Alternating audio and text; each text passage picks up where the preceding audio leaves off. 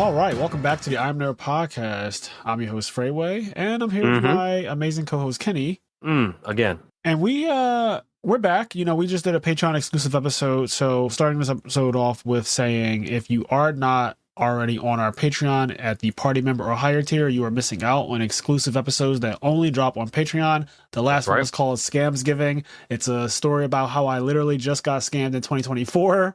It's one of the funniest episodes of the podcast ever, according to our Discord server. And also, Kenny and I both found it extremely funny. I was crying. I also, we both cried. There's some ups and downs in the story. There's some ups and downs. It's a great episode. And like Frazier said, we have a bunch of episodes on that Patreon. There's over 40 exclusive episodes on Patreon. So definitely check that out. It's one of the best privileges you can get. Not only do you get that, but you also get access to our Discord server where we have tournaments usually every week. It's around the holiday season right now, so we're not doing as many as we were doing, you know, when it's not Thanksgiving and Christmas and New Year's and all that stuff. But we do have the IMNerd Winners Ball coming up, which is an invitational tournament for everyone who has won a tournament in the IMNerd podcast Discord server at any point during this year. If you ever won a tournament, you are invited to that, and they already have the role that says that they're like a tournament winner. And that tournament is going to be free to enter for all the people who are invited, and it will have a cash prize starting at $200 that can scale with donations and things like that. So that is happening on December 21st. So that's the week after Format Libraries Edison Worlds, which I will be streaming on December 14th. Saturday, December 14th is Format Libraries Edison World Championship, and I will be streaming that again on the IMNerd Podcast YouTube channel. So look out for that. Come hang out. I'm probably going to be streaming for, I imagine, like 8 or 9 hours again, just like I did with the last Peak of the Beak and the LCQ. Should be a fun time. But yeah, lots of stuff happening in these coming weeks. Very busy time, and also the holidays. Yeah. So if you enjoy the podcast and want to support, help us out, support us on the Patreon. And there's one more thing, and we're still trying to get to 200 patrons, in which we will be hosting another Yu-Gi-Oh! Edison format tournament where we will have a $1,000 cash prize pool added right on top. Yep. Yeah, that is also going to be insane. So we're going to have a 1K once we reach 200 members on our Patreon. So definitely check that out if you want to help us reach that goal. Subscribe to the Patreon. And with all that being said, so there's a lot that has happened since Kenny and I have podcasted, because he was in Vegas, I was in New York for my birthday, and then I just came back from Anaheim, and you just came back from Vegas. So it's been a lot that has gone on in the world. And one of the things that has really taken social media by storm, I feel like last year was the submarine thing. Remember that whole submarine thing? Yeah. This year is the assassin who took out the CEO of UnitedHealthcare, which apparently is the largest insurance company in the country. They're like the number one. What, you want to say something, Kenny? Go ahead. I want you to not misrepresent the story. You called them an assassin. I call him a hero. Okay, so you're one of the people. You're one of the internet is championing this guy for murdering the CEO of this company. Now, this is unhinged, but I also get it. I think that there's a lot to talk about here. There's a lot to unpack with this whole situation, but the internet in general, before we even knew who he was, because his identity got revealed, I think yesterday, allegedly, this person who they found is not actually convicted as the murderer or the assassin yet, or the hero, depending on who you're asking. That he's not convicted of anything yet. There's charges that are obviously being levied against him and stuff like that, and he has to go through due process, which every American has a right to. But before everyone even knew who he was, people were very happy. The sentiment I saw all over Twitter, all over Instagram, people started posting the CEOs of other companies. Like, yo, what about this? Crazy. It's just so funny because it is exactly like Death. Yes. It's like people started posting online trying to help Kira. They were like, hey, listen, these guys, get these guys, get them. It is actually. So I honestly, like, I've been frustrated in general as well with just the state of the world, the state of the country with inflation. I feel like my dollars aren't worth nearly as much as they were worth before, you know, the severe inflation that's happened in the last 2 years. And my increase in pay year over year for my job does not account for anything that has happened to the decrease in the dollar's power. And so naturally, I'm not a very happy camper about that, like just losing value and still working the same. And every company is claiming that they're doing not so great when it comes to being able to give people raises and stuff like that. It's just a mess. The healthcare system is also awful. And that's always been the case since I can remember. I don't remember a time where it wasn't bad. And I'm not. So let's start with this. Before we knew who the killer was, before we knew what his motives may have been, because the manifesto came out yesterday, and we're going to talk about that too. Before anyone knew anything about him, right? There was a lot of assumptions being made. And one of the assumptions being made was that this was probably someone who lost a loved one, and it could have been maybe prevented if they didn't get denied on an insurance thing. Maybe there was a procedure that they needed to have, and the insurance company said, unfortunately, we can't cover that. That's right outside of our protection range. You know how you've been insurance paying companies into get. this insurance for 30 years, but you know what? We just can't get any money. Yeah, your grandmother's cancer, unfortunately, is going to take her out. The chemo, we don't cover it for people at her age and with her pre-existing conditions. You know, we found that she had surgery in her gums a couple years back, and that does kind of lead to health issues. So yeah, we're going to have to deny her claim. And basically, people made up all kinds of hypotheticals on why someone would have killed specifically the CEO of a healthcare company. And it was honestly one of the most interesting things I've ever seen. Like, I have been really, and I've been telling Kenny every step of the way, like, I've been really interested in this way more. Like, the submarine thing I did not really care about last year, to be honest. My coworkers cared about that a lot more. I just thought it was kind of stupid. Like, it was billionaires or millionaires or whatever, super rich people being dumb. But this is like some V for Vendetta type shit. This is some, like the Joker and the Dark Knight. Like, I just want to burn everything down. It gave that kind of vibe, and I feel like people are honestly mad at watching the hyper uber rich just walk around and flaunt their wealth. And also, a company as disgusting as insurance companies, because I think that they are probably at the top of the list when it comes to repulsive companies in the world. People just are probably like, yeah, fuck it. This guy was most likely a piece of shit because he's the CEO of, let me give you some stats. He's the CEO of UnitedHealthcare, but there's a chart that came out that showed by percentage the number of rejected insurance claims by companies. So like Aetna, Delta Dental, like all the, whatever the company's names are. UnitedHealthcare is number one, and it's at least double the amount of rejections as the second company. So how about that, right? It also came out that they have been using AI to optimize rejecting claims. Yep. Oh, so you heard about this too. It's not just AI, though. If I understand the story correctly, he purposefully and knowingly used an AI that was faulty. It was a flawed decision network essentially, and he knew that, and that is the AI he decided to go with in order to have more rejections on claims. Yeah, so that is really gross, especially if that is true. Like, again, it's still very early since this has happened. The person was assassinated probably like 5 or 6 days ago now. The suspect was apprehended yesterday, and today, like, things like, more stuff is coming out. Manifesto. He screamed. They had a video that came out that I saw today where he was, I guess, being transported somewhere, and he turned around and screamed like, "This is an insult to the intelligence of the American people," and something about justice or whatever like that. But then the internet is being so crazy about it. I love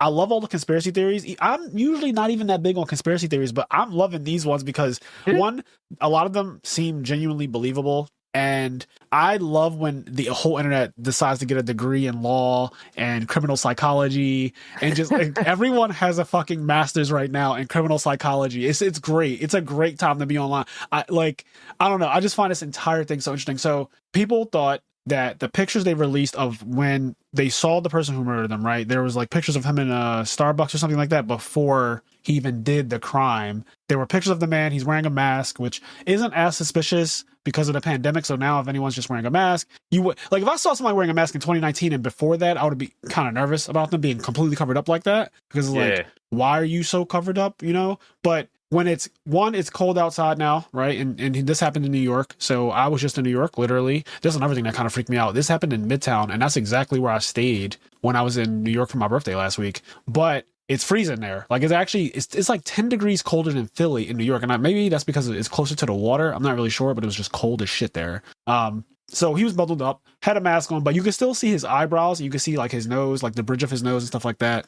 And so when the suspect got apprehended yesterday, obviously the internet is comparing the pictures of the person who actually did it to the pictures of the guy unmasked and just like face bare. Now we can see this guy named Luigi's Mansion, or whatever the fuck his last name is. Wins. So, bang. Yo, this is all things that Luigi actually says, like, is in Smash Bros. So his name is Luigi and his last name is like Mangione or something like that, but people are just saying Luigi's Mansion. And he is nothing like what people expected. Like everything about him, this is why I am so entrenched in this story, because nothing about what the internet thought prior to him being apprehended is what he actually is, but to the point of what he looks like. So this guy that they apprehended has like really thick eyebrows that are a big part of his appearance. Like I feel like his eyebrows are the most determining factor about his face. Like if you had to describe this person, like if somebody said, oh, describe this person in a line of 10 men, what is the most defining characteristic? It's his eyebrows. He has like very bushy eyebrows, like very blatantly. He's also a conventionally attractive person. And when he was masked up doing the crime, nobody could tell how attractive he was, but now he's been allegedly unmasked or whatnot. He is conventionally attractive. He is very, very, very handsome. He is also very fit. Like his body, he's like 6-pack, definitely works out a lot, has like better than a swimmer's body. Like he's not even a skinny, like he's not a guy that just got abs or whatever because he's skinny. Like how when I was 16, I just, black people, I just turned 16 and I got abs. Like I didn't do anything. I didn't work out. I just like turned 16 and my genetics were like, and here's your abs and here's your waves. That literally just happened. Like I swear to God. But this guy, like you can tell he goes to the gym a lot. And so a couple things are happening at once. One, both women and men are unhinged. They're like, what's his bail? Like I've seen a lot of women asking, how much is his bail? And then I've seen a lot of women also saying, can he just do house arrest at my house? Like, let him do house arrest. You know what I mean? He did the people a favor. Side note, did you see, speaking of like the way he looks and some people saying it might not be him or he looks like this guy or that, did you see there's this, I got shown this by a friend of mine, but there was like this TikTok of this kid who like gets in the car with his mom and he's dressed exactly like how he's dressed in like the surveillance footage. Yeah. And the kid looks exactly like this other guy. Really? And his mom's like, get in the house and fucking get changed. I have people calling me. They think you're the killer. Like his mom's like freaking out. And he's like, what? And he's like making fun of his mom. And then like he does like the face that like the guy does like in the one picture where he took his mask down or whatever. He like makes the face and he's like doing the face and he's like, what? And she's like, get the fuck in the house right now. He looks like him though, actually? Yeah, he does look like him. Wow. And do you think that the outfit is intentional or did he just like happen? I think it's intentional. It brings up an interesting point that some people are making that like, they're, some people are saying like that video could be anyone. Like they have to prove beyond a reasonable doubt that whoever they arrested is really this guy. Right. And then, you have like TikToks of people that like look extremely similar to this other person. And they're like this guy could be him. People thought it was Jake Gyllenhaal at one point. Like on Twitter, there were people posting pictures of Jake Gyllenhaal next to the fucking images of the guy with the mask on. They were like, I know those eyebrows anywhere. That is fucking Jake Gyllenhaal.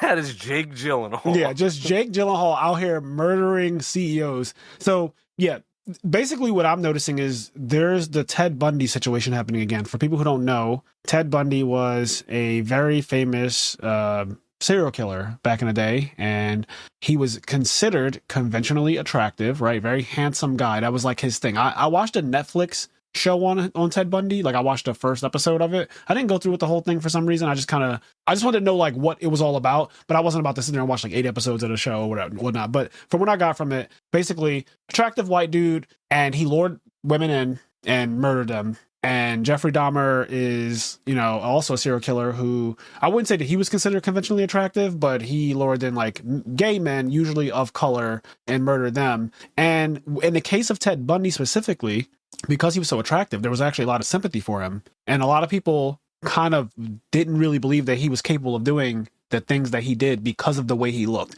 And this goes into something that is actually a real issue in our society. I don't think it's just American society. I think it's just like the world. Pretty privilege is very real. Oh, yeah. People who are attractive are blatantly treated differently. And if you do not believe that, I have a mansion to sell you in Virginia. Like, it is a very real thing. And it should be known at this point by pretty much everyone listening. If you're listening to this podcast, you should already know and realize that being considered attractive is actually a privilege. Like it gives you privileges that people don't have. For example, and this is even true with myself. Like I am somebody who helps proliferate this. When someone flirts with, relax, Frazier. All right, be a little humble. No, here. I'm not talking Frazier's about like, me. By the way, I'm so goddamn hot. No. I wasn't even going to talk about myself, you asshole. So Frazier's like, this is true with myself. I just walk in the room and people are like, I genuinely don't think that I am conventionally attractive. What I was going to say is, as something that I've noticed and something that I've done myself, someone who is not attractive to me, like I don't find this person attractive. When they flirt with me or try to flirt with me or hit on me, I feel somewhat threatened and very uncomfortable when someone who I do not find attractive is making any kind of sexual advances towards me, any kind of flirting towards me, any kind of like, I could tell they want to get to know me on a intimate level. It really makes me uncomfortable. And I'm a man, right? So I can only imagine how a woman would feel when a guy who is, I'm just saying, like ugly, like an ugly man is trying to hit on you. And ugly is subjective, just like beautiful is subjective. So it could go, you know what I mean? Like what I find ugly or what you find ugly or what she finds ugly could be someone else's, like Brad Pitt or whatever, Denzel Washington, like whoever. And Denzel Washington and Brad Pitt to some people are like, I don't see what people see in them. Some people like look at them like they're not attractive to me. For whatever reason, people might feel that way.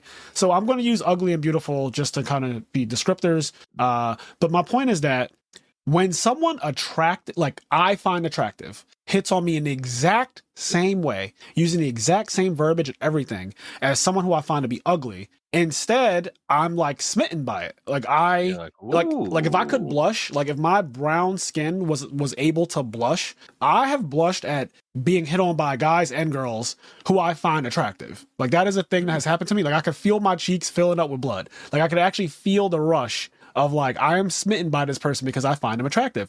But they are saying things, even when people slide in my DMs, because something that's happened over the last several years is like, I've realized that a lot of social media platforms are just dating websites in disguise. For example, Instagram. Yeah. I post a lot on Instagram, and so I have a lot of pictures of myself on there. A lot of my lifestyle is on there, like when I go out and stuff like that. Instagram is on. So people, who follow me at some point, even if they've been following me for like a year or 3, eventually they'll just like DM me something very flirtatious. And instead of being repulsed by it, depending on what they look like, instead of being repulsed by it, I'll respond back in kind. Like I'll flirt with them and I'll look at their profile and be like, oh, this is somebody who I also follow. And I found them attractive when I first followed them. And I've been following them for years, just like they've been following me. We never really talked before because we don't know each other. We're in different states. We're in different parts of the world or whatever. But like, I find this person, it's a mutual attraction here. And now we're flirting in the DMs. I have a question. How often does that happen? Like how often do you get a flirtatious DM and it's at like 1 a.m. On Monday, when I landed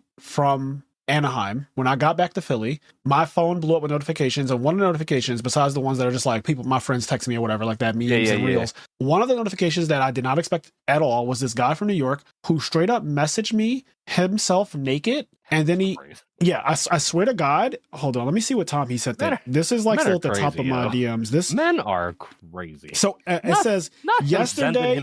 It's not even a dick pic. It's yesterday at 8:28 a.m. Hold on. So the first thing that happened is I posted a picture while I was in California. I'm going to try to show this on the actual video here. I posted a picture while I was in California. I was wearing a yellow hoodie. If people saw it on my Instagram, I was wearing a yellow hoodie and I had on like the Apple AirPod Maxes, and he put a heart face under that picture. That was on Friday when I got to LA, basically. That was on Friday. I posted that. He put a heart on that picture. I didn't respond to it or anything like that. He just kind of put a heart on it. And people do that all the time. Like I get if I post a picture or whatever, if I post a picture on my story, people respond with like hearts or faces or whatnot. But when you respond the way he did with an emoji, it went straight to my DM because he responded to the story like send message instead of clicking the little heart icon. So it was like he DM'd me in an emoji with the heart eyes, right? So that was on Friday at 6:57 p.m. Yesterday at 8:28 a.m. let me see if the camera is going to, I'm going to try. It's probably going to be too blurry. Okay. Wait. Whoa. Is that man ass? Yeah. So I don't know. Is he wearing assless chaps? He has on a jockstrap. Now here's a couple things about this. This does not turn me on in any way. I do not like seeing this at all. Like I am not a fan of jock straps or anything like that. It's just not my cup of tea. I know some people go up for that. It's not for me. So this picture was actually kind of repulsive to me. And it was unsolicited, by the way. Like, there's nothing before that. In fact, the only thing before that is me wearing a yellow hoodie and him putting the hard eyes on that picture. Like, there's literally nothing there. It's and then his ass. Yeah, it's hard this eyes. Was so crazy. To answer your question, because I just showed you actual empirical evidence of this happening. This happens to me every single week. I get one or two people who will like shoot a shot at me. Not as aggressive as that. I'm not saying I get nudes every time, but I do get flirting. If I post a certain kind of story, not even a thirst trap, if I just like post a certain kind of story, I will get flirtatious DMs from men and women. So the more direct version of my question was, so yeah, how often is it? But more directly, have you taken notice if it's usually late at night? You know what I mean? Like, are people feeling horny? It's late at night, or do you think it's like any time of the day? Honestly, I want to say, and there's nothing backing this, but I'm just off the virtue of it being nighttime. I think that it does happen more so later in the day, like at night, than it does in the morning time. But then also, some of these people are on the West Coast. Yeah, and some of them are on the East Coast, and the West Coast is 3-hour time difference. And I've even had Europeans hit on me too, and they're 6 hours ahead of us. So the timing thing hard to even say in that regard. Yeah, the time thing is all over the place. And again, this is not me trying to brag or anything like that. I'm just noticing that, like I said, social media has become subtly like, I feel like Facebook and Instagram and things like that, they're subtle dating apps now, because people have realized that human connection happens probably more in a cyber way than it does in person now. We don't really leave our houses as much. We don't really walk up to strangers and start talking to them like my dad had to do. When I was a kid, and my dad would drive around and we would go to the supermarket or go to Modell's to get me some sneakers or whatever, like go to back to school shopping. When my dad would talk to women, like he would just walk up to a random woman who he found attractive, and he would just start talking to them and flirting with them, and then they would flirt back, and then eventually he would take down their phone number, and they would take down his phone number, and my dad had a beeper.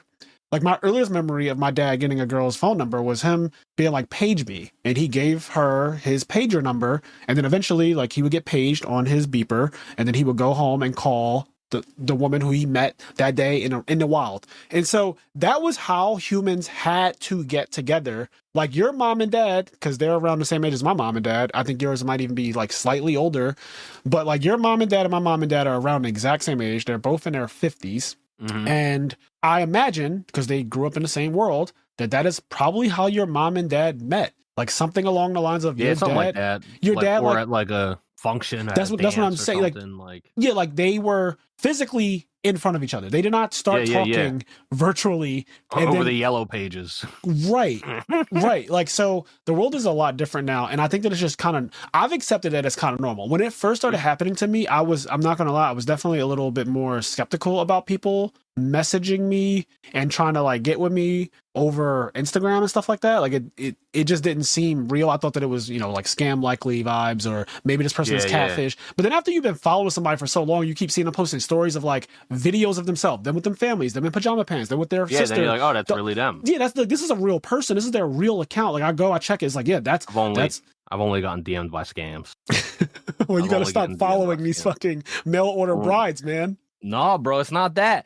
It's not that. It's either scams or gay guys. Real girls don't DM people. At least I don't think they do. I don't. They do. You don't use social media the way I use it, or the way most. Yeah, you're very like. Back when I did use Facebook. Yeah. Back when I did use Facebook, even back then, people were using Facebook for dating, and it was very rare. It did legitimately happen a few times, but it was very rare that like an actual woman. Well, let me be clear. DM you. Let me be clear, because I did say earlier that this has only started in the recent years. I want to say 2018 up till now. So in the last 5 or 6 years is when this really started happening to me.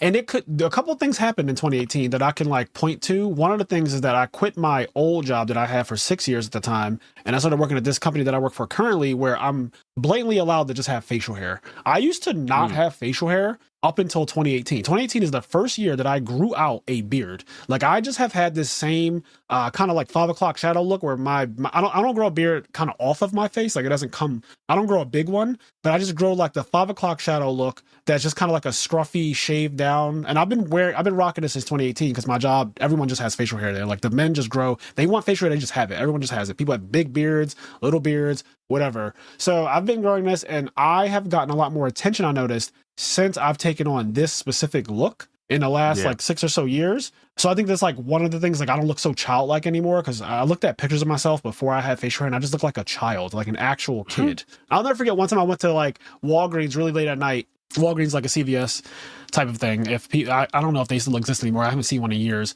but I went to a Walgreens and it was like 2 a.m. This is way back when, before I had facial hair. And the cashier, I was buying Sudafed because I was having a really, really bad cold and my nose was running like a faucet and I couldn't get to sleep because I couldn't really breathe. And I was Googling stuff and I found that like Sudafed, but the one behind the counter, like specifically the one that you need an ID for, that one is really the good one and it will get you where you need to be in terms of a cold. So I went to Walgreens, I got the Sudafed, and I remember being carded for it, which you need to be carded for anyway. But then on the way out, the security guard, who was a short woman, she didn't believe that I was actually my age. I was like, I am fully like 26 years old. I am not, because I was dressed in ball shorts and I had a hoodie on. The hoodie was kind of big and I just had on like Nike flip-flops. That's exactly what I was wearing, actually. I was wearing ball shorts, a hoodie, Nike flip-flops, no facial hair. I'm short. I'm literally like 5'7", 5'6", it says on my ID, but I think I'm 5'7". The lady was hating that day when she measured me at the fucking D&D. So I'm 5'7", ID says 5'6", whatever. Not you. But I'm small. Like I'm a small guy and I didn't have any facial hair. So I just looked like a kid. And I probably was also kind of dressed like a kid too. And she just did, we had this whole conversation and she was like complimenting me in a way for looking so young, but she genuinely at first did not believe that I was kind of sus. Yeah, she was sus to me at first and like, why are you out so late? Like, where? I'm just like, ma'am, I've graduated college 5 years ago. Like I have a degree. Like here's my student ID from LaSalle University. Like I am fully a college graduate, and that happened like a half a decade ago at the time that this happened. Anyway, that's so funny. To the point, I have not experienced this whole aggressive DMing thing or people shooting their shot until the last recently, 5 or so years of my life. And it's been very interesting because I've actually engaged in like full on dating and relationships with people who I've talked to, and it started online. Like it started as an online thing and then we met up in person. We never saw each other in person before. And we like agreed to meet up in Center City, Philly, or like in the woods. You fucking asshole. You don't forget anything, do you? You don't forget. That was fast. That was really fast. Like there's no editing in between when you said that and I said what I said for you to get there. Like that was really quick. But yeah, I conventionally attractive people, to the point of like this whole assassin guy, conventionally attractive people, they get away with stuff. So what I was trying to say before I went off on this long tangent is that I am repulsed by people who I find to be ugly, flirting with me in a way that the same verbiage can be used and the same type of tactics can be used where they send nudes or whatever. If someone attractive does that type of thing, I'm with it. Like, hell yeah. Like I have messages going back and forth where I'm sending pictures back. I'm fucking talking about meeting up and like, where you at right now? Like I'm with it if you hit me up at the right time and I think you look good. But if you don't, I'm genuinely turned off and I might even block you. And that's just the way it is. And people, it's funny because there's like a lot of incels, for lack of a better word, that really rebel against that, where like they'll like hate women because they'll say what you just said, like, oh, like if I, flirt with this girl or whatever, it's sexual harassment. But like if Brad Pitt does it, then like she's okay with it and it's just flirting. And it's like, yeah, I mean, that's kind of,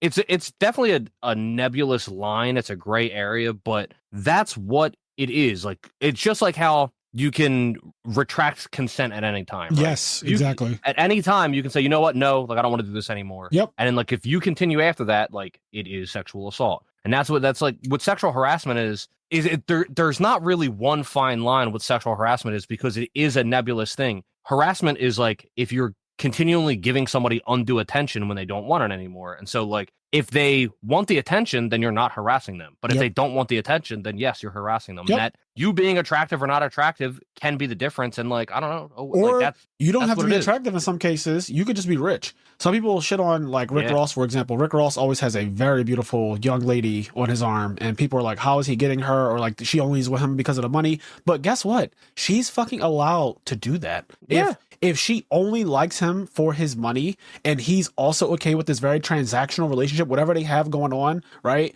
Like, you know, he's not in shape. Some people don't find him attractive, but some people might look at him and genuinely find him attractive. But there's definitely people out there that find fat people or chubby Yes. people attractive. Also, whether or not this is true for Rick Ross, I don't know. I don't know Rick Ross. right. But I've found just throughout my life, and it's anecdotal evidence, but chubbier people tend to have better personalities. Yeah, I agree with that. And maybe that's Anecdotal just maybe too. that's because they've had like a harder life or whatever, maybe because they need to have better personalities. That's just how they grow up. I don't know. But chubbier people tend to have more likable personalities, in my experience. All my than best friends are fat. non-chubby people. So like, I think that it's possible. Let's say this girl gets with Rick Ross because he has money, right? But it's also possible after they meet, how everybody meets under whatever circumstance they may be. Correct. Let's say they meet because of money. Afterwards, though, when they get to know, she might just genuinely, like, he might be a nice person that she enjoys spending time with, and he's funny or whatever, you know, because he's a fat guy. I imagine he should have at least somewhat of a good personality based on my anecdotal evidence. I watch Rick Ross's stories sometimes because he's just a character, and the way he speaks, I'm a boss. Like, he's very funny. You almost spit your water out. He's very funny. He's a character. I think that you're right. I think that I've always known since I was younger, because not only my dad would do it, but like I've just seen throughout my life, college and stuff like that, you can laugh your way into somebody's panties, or like you can laugh your way into somebody's heart. Like, I have had people who are not, again, conventionally attractive, but their personality, to your point, they're funny, they're charming in their own way, and they end up with a baddie, and people start asking, how the fuck did he get her? Because he's not even rich. Yeah. Like, I'm talking about regular people. Yeah, just Regular people. Like, there was this one fat kid at my college. We stayed in the same dormitory, like not in the same room, but we were in the same floor in St. George at LaSalle University. He's a fat kid. He was like 6 feet. He had what he called a Jewish fro, like really curly big hair thing. We kind of called him Seth from Superbad, that because at the time I was in college, Superbad was a relatively new movie, and so we kind of called him Seth, and he was okay with that, and it was like this whole thing. But he was also Jewish, by the way, and he would make fun of himself and say like, this is what this is called, and he used like a different word for it, but like a Jewish afro is what he would say. He was an abbreviated term. Yes, you know exactly what he was using, the abbreviation for it to describe himself, and I didn't even know that was a thing, because like this is my first time being, first of all, I lived at my college for 4 years, so up until that point, for my first 17 years of life, I lived at home, and I wasn't away from my parents, and just like experiencing other humans for 24 hours a day, 7 days a week, with no parent interaction, just like learning other cultures, learning, you know, this person is from, like, literally there was an African guy on my floor as well. He was straight up from Africa. I think he was like from Tanzania or something like that. He got a full scholarship, and so there was like a bunch of different cultures mixing, and the one fat guy who I'm talking about, he had this really beautiful girl on campus that was his girlfriend, and like nobody could understand it, and everybody was asking him like, yo, teach me how to get girls, like teach me. And he was like, you just have to be funny. You just have and he was funny too. And I think that him being fat made him funnier, because like he was a physical comedian, and he wasn't afraid to make fun of himself. Yep. So he just was a fun person to be around. Like he always poked fun of himself. He was able to laugh at himself, not take himself too seriously, and just a very charming guy. He also was a guy that, like, public speaking, he wasn't afraid to do that either. He just was one of those kind of people, and he was able to pull girls, and he had this really beautiful girl. I was just watching the current season of Big Brother that aired this year, and there was this one girl who survived until like borderline the end, but she was a chubby chaser, but she did not look like what people might think a chubby chaser would look like. She was a super skinny white girl, blonde hair, blue-eyed, extremely pretty. Like, probably, I think she was the second most attractive girl on the season.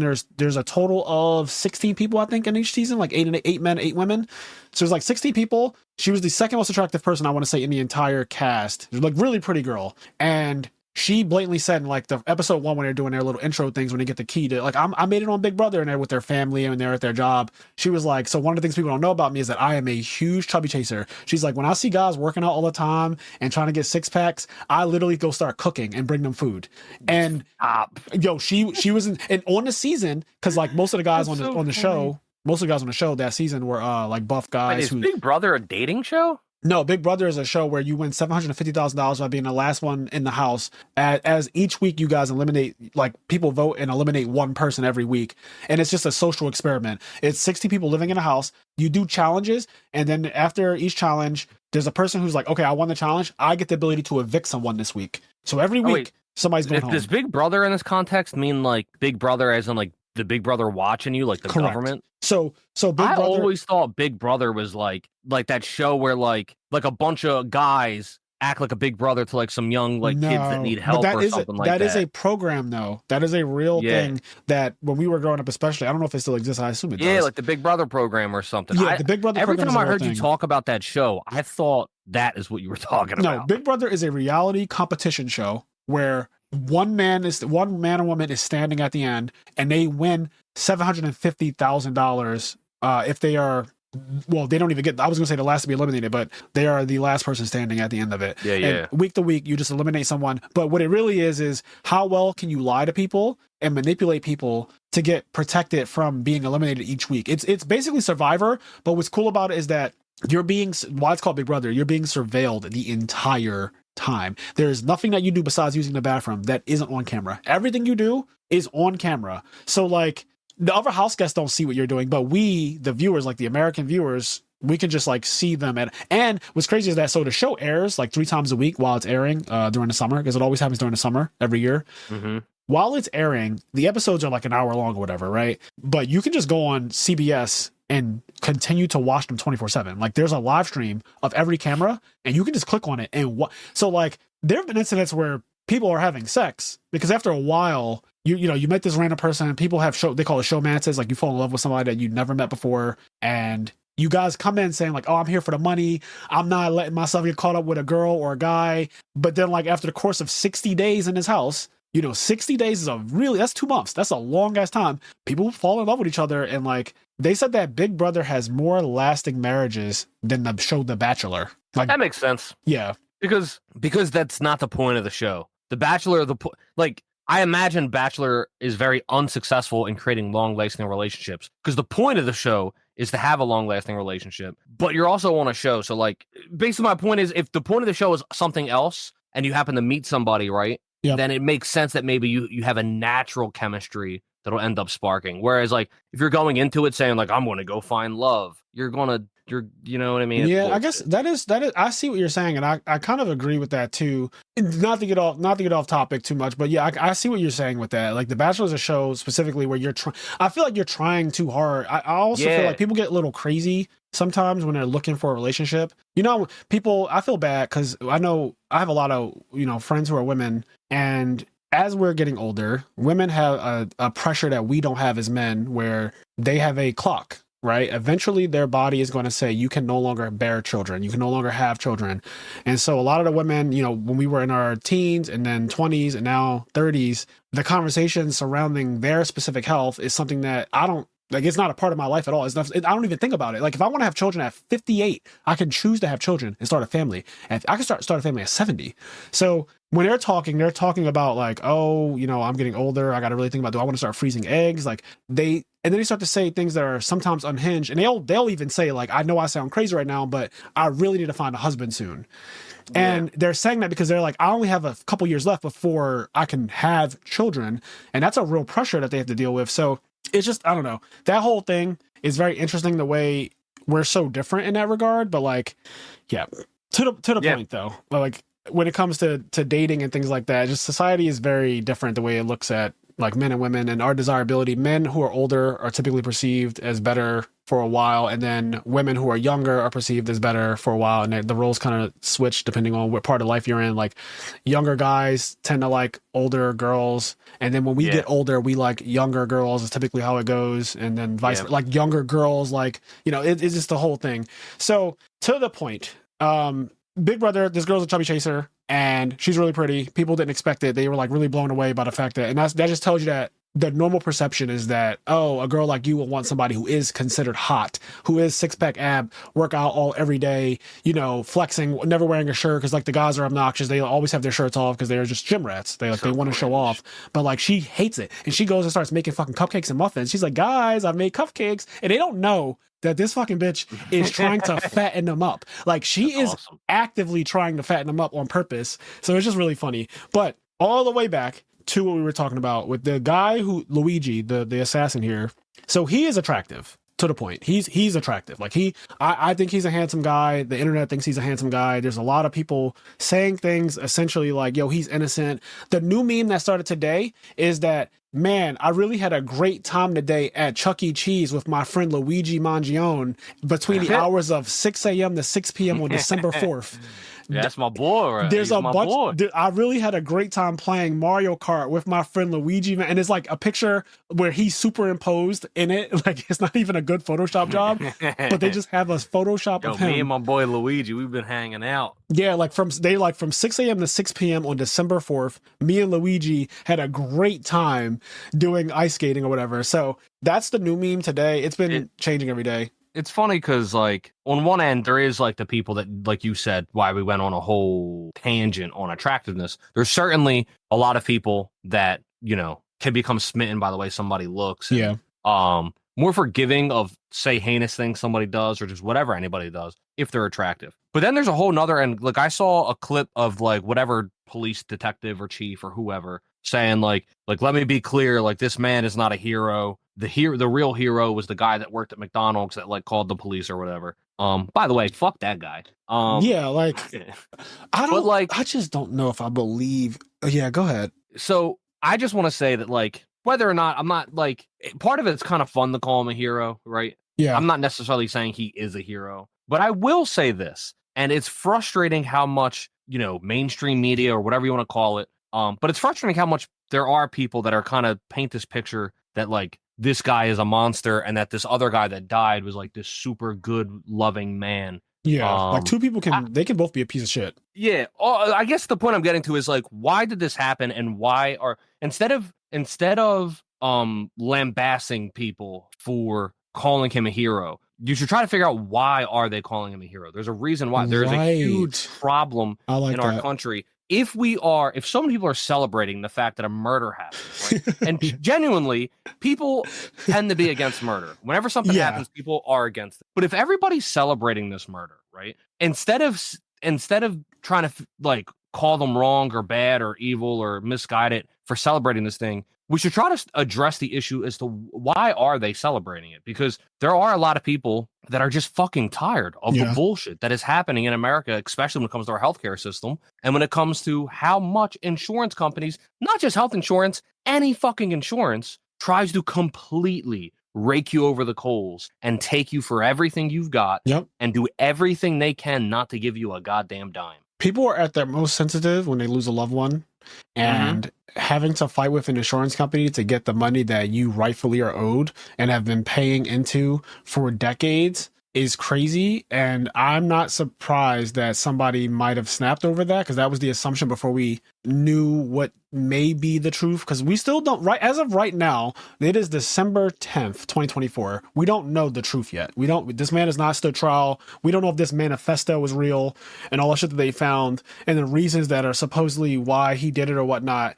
But the reason that people thought was, when I lost my grandmother or when I lost my mother, the insurance company literally made me fight tooth and nail. I had to lawyer up to get her fucking insurance policy to be honored. And like, I had to bury my mother without doing the sin the way that I really wanted to give her, because the insurance just would not do what they were supposed to do. And it took it was a year after. We didn't get paid out until a year after. So people are getting like really angry and emotional. What I'm saying is I'm surprised that there hasn't been more shit like this happening. Yeah. And that's the thing. Like, my hope probably won't happen, but my hope is that maybe it helps insurance companies or whoever wake up a little bit. Well, what probably it won't happen. what it did do is that all of the pictures of the top executives at the insurance companies around the country have been taken down online on their websites. Because, usually the executive board is, you can just look at them. Like, I can go on Microsoft and see who is the CEO of Microsoft right now, and I can see the CFO, the COO, the CMO, the CTO. I can see everything, chief technical officer. Well, see, that's everything. the thing.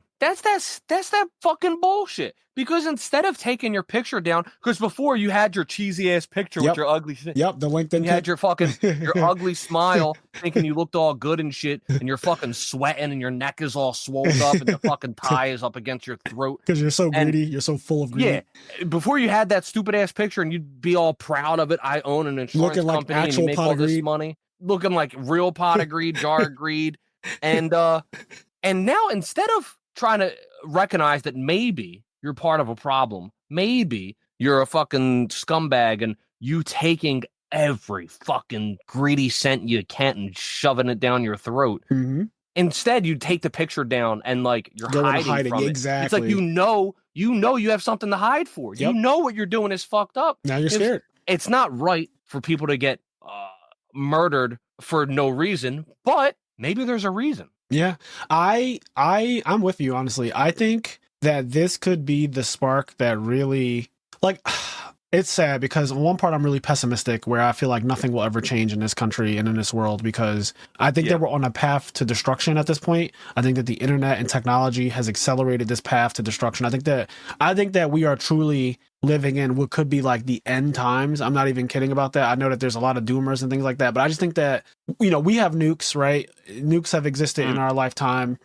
So far, none have been used, but there's a lot of tensions between the superpowers that are happening. And again, I know that the things I'm saying right now have also happened literally 100 years ago, World War II. But like, I would not be surprised if the fall of America in general, like this feels like the beginning of it at the very least. We might not be here for it. Like we might be here to see like, oh, shit is really hitting the fan, but I'm 80 years old. I'm going to die anyway soon. But the next generation will for sure experience an actual nuclear war or something along those lines. I just feel like civil unrest is happening a lot more. The riots that we've been seeing, like the George Floyd riots, stuff like that. And then all over, like there's just a lot going on that I've never seen. We've never seen a lot of things that a president was shot at. Like a fucking president was shot at a couple weeks ago. Like we're seeing some things that have not happened in 100 years. The thing that happened 100 years ago was a fucking war. So like a world war. So I'm just basically saying that like, history repeats itself. The last pandemic was also 100 years ago, right? Like that was also a thing. And then we had a pandemic first time in 100 years. It's just like they say history repeats itself. I know it's cliche, but with technology accelerating everything, I'm seeing all these fucking videos of these robots walking around now, and they're like supposed to be home assistants. And then you have that, Terminator is like a meme. People always like, oh yeah, like Skynet is going to be real, but like, yeah, it kind of could actually become real though. Like there's a lot of things factoring in the fact that other countries want to move off of the dollar as the currency to buy oil in and things like that, and just like not use the US dollar, the death of the petrodollar. Like that's a big thing. If you don't know what I'm talking about, like just Google the end of the petrodollar or anything along those lines. And it's there's a lot of like economists who talk about it and researchers who talk about it, and it is very scary stuff when you realize what could happen if any of this stuff comes true. And a lot of these things are starting to actually happen. And I read about this over 10 years ago, and just like a lot of things, and not to get all in my like tinfoil conspiracy theory bag, but I just feel like technology has accelerated the end of the world more than we realize. I think that we're like crashing into it. And so when I see people starting to murder CEOs, like just walk up to a CEO and shoot them several times with a silenced weapon, which can honestly just happen to anyone, right? Like most CEOs do not walk around with a bunch of security. There's videos of Jeff Bezos walking around New York City. Like Jeff Bezos with his hot new girlfriend, well, they've been together for like a couple years now since he got divorced, but like there's videos of him just walking in Soho. And if someone wanted to, there's a video that I just saw a couple weeks ago of Oprah.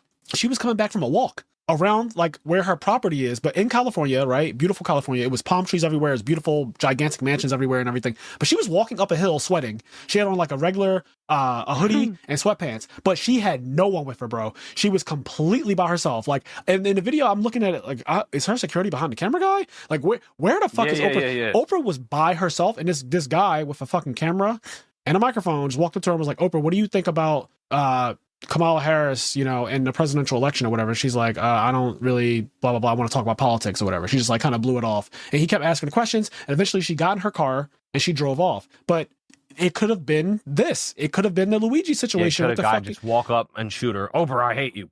Yeah, and like live streamed it or whatever. Like I've seen mass murders live streamed in fucking mosques and yeah, like all types of wild shit. I've seen so many things that I just feel like we should not. We're desensitized. The amount of mass shootings we have.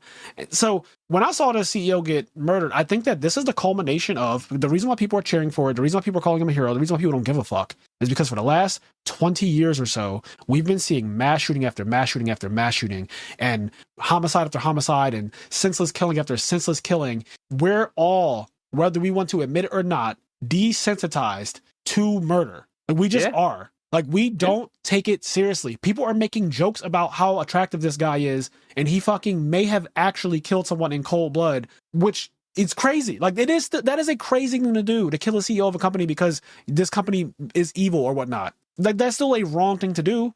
So, I don't know. It's very interesting. Like, I am also on the side of the people, though. I do think that peaceful protests don't really work. And in order to really cause change, a real revolution does take violence. The people that want you to peaceful protest are the people that are already winning. Yes, they're in control. Peaceful protest never. So, like, whenever you hear somebody saying, like, "Oh, well, they could have protested peacefully," it's like that's a person that's already in a position that doesn't need to protest. Like, must be nice, right? Yeah, like it never like the peaceful shit. It doesn't work. Nothing has ever been accomplished by a peaceful protest anyway. No. Nothing has been accomplished with that shit. We didn't get America peacefully. No, we didn't. We don't have America. We're not Americans peacefully. I'll tell you that right now. No, we are not. So yeah, it's very interesting the times that we live in where pretty much the entire internet was very happy about this man murdering the CEO of this company. And honestly, none of us, including myself, I don't know anything about the CEO, by the way. Like, I don't know if any of the stuff that's come out about him is true or not. I didn't really see much about him. Most of the stories have been around the guy who's the suspect, Luigi.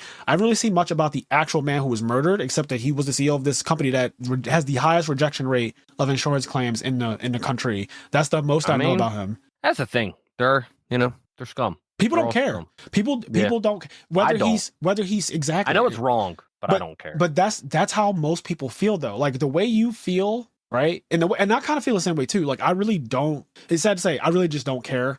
I more so care about the surrounding aspects of it. Like, what made him do this? Why, like, you went after this. This is, from what I understand, I don't think anything has happened like this in our time, at least. And I don't recall the last time like somebody just cold blood killed the CEO, I don't know. Not that I can really think of. Yeah, I can't think off the top of my head of something like this happening. When you think of stuff like this happening, usually it's like a crazed fan killing. Yeah, like a pop star. Killing like a pop star or something like that, which is tragic because, like, and it's just tragic because somebody who's just like a singer or a fucking YouTuber or a movie star or an artist or whatever it may be, and then like there's people that become either super fans of them and then for one reason or another end up killing them, or I actually just saw a video on this recently.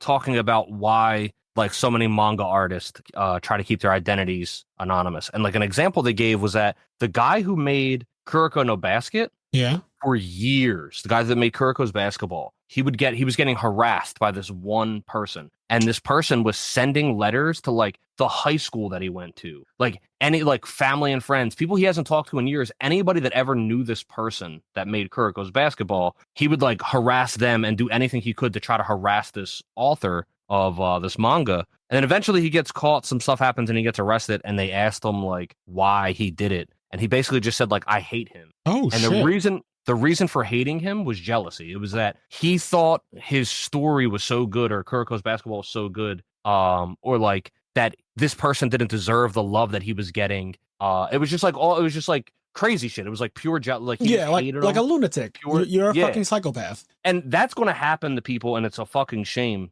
And once again, it's a shame for anybody, for any kind of crime to happen upon anybody. I guess my only point is, and the reason why I don't necessarily feel that bad about what happened here with the CEO is just kind of what I said earlier. It is wrong what happened. However, it happened, and I'm less concerned about being like, hey, what happened was wrong. Because like at the end of the day, we all know it was wrong. I'm more concerned with just people being like, why did it happen? Why did he feel the need to do it? And why is America reacting this way? Yeah. And I think it's because we have bigger issues than just like what this was being wrong. There's a lot of people. It's that starting are a not conversation content. for sure. Yeah, there's a lot of people not content with the political climate and the health climate and the financial climate. Yep. In America. Yeah, that's very real. And we're in a country that is very dangerous. Weapons are easily accessible. If you want a gun, you can get a gun in fucking less than 24 hours. Like starting we from... live in one of the most dangerous countries in the world. Like, period. Like, we really do. Like, we live in a very well-developed country, and there are a lot of opportunities. But at the same time, it is one of the most dangerous places you can live. Like, yeah, absolutely. I have been robbed at gunpoint in my life. Like, somebody just pulled a gun on me and was like, give me your backpack. I gave him my backpack. Well, I could have lost my life. Like, they could have shot me. They could have. Because sometimes there's been actual stories of people getting robbed, and instead of being let go after they get robbed, the person does fucking shoot and kill them. Yep. Like, just witnesses. Yeah. I think about stuff like that all the time. Like, damn, I had a gun pointed to my head, blatantly a gun pointed to my head, and it happened so fast and so quick. And like, I don't really talk about this that much, but like, my friends know what happened to me or whatever.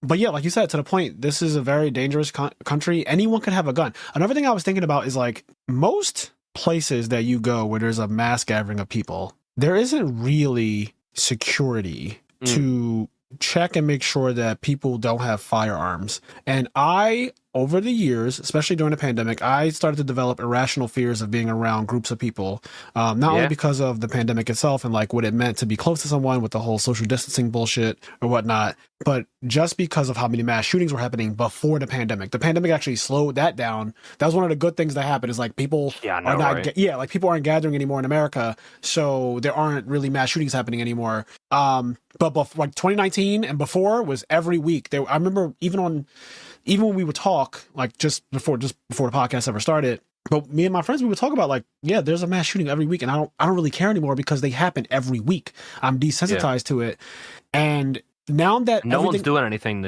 doing anything about it. No, literally nothing.